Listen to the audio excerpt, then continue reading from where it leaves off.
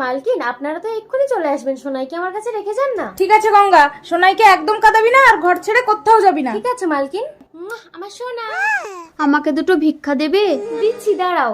সোনাই, তুমি এখানে একটু শুয়ে থাকো, আমি এক্ষুনি আসছি। এই নাও।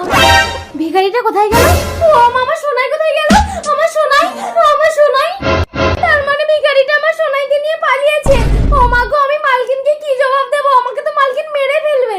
না, আমি পালিয়ে যাই। কই আমার সোনাই কই? গঙ্গা, গঙ্গা, গঙ্গা, কি গো? গঙ্গা তো আমার সোনাইকে নিয়ে পালিয়ে গেছে। ঠিক আছে পালকি, আমি গঙ্গাকে খুঁজে যাচ্ছি, তুমি বাড়ি থাকো। সোনাই,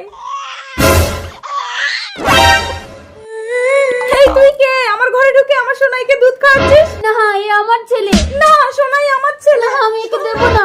কে কোথায় আছে? ছুটে এসো, আমার সোনাইকে নিয়ে পালাচ্ছে।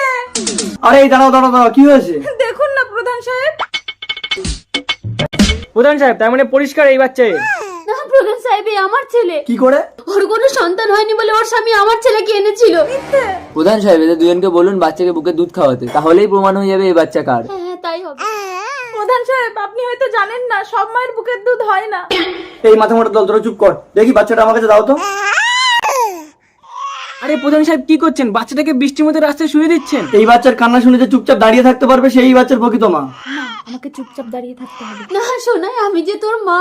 দেখেছেন প্রধান সাহেব, আমি কিন্তু চুপচাপ দাঁড়িয়েছিলাম, তার মানে আমি ওর আসল মা। না, তার মানে তুমিই নকল মা। হ্যাঁ পালকি, হসপিটালে যখন তুমি মৃত সন্তানের জন্ম দিয়েছিল তখন ইনি নিজের সন্তানকে ভিক্ষে দিয়ে তোমার জীবন বাঁচিয়েছিল। তুমি ভিখারি সেজে নিজের বাচ্চাকে চুরি করলে? বন্ধুরা, ভিডিওতে লাইক করে চ্যানেলটা সাবস্ক্রাইব করে শেয়ার বাটনে 2 সেকেন্ড ক্লিক করলেই কিন্তু এরকম একটা ম্যাজিক চলে আসবে। আর অবশ্যই সাবস্ক্রাইব করতে হবে, না হলে কিন্তু হবে না।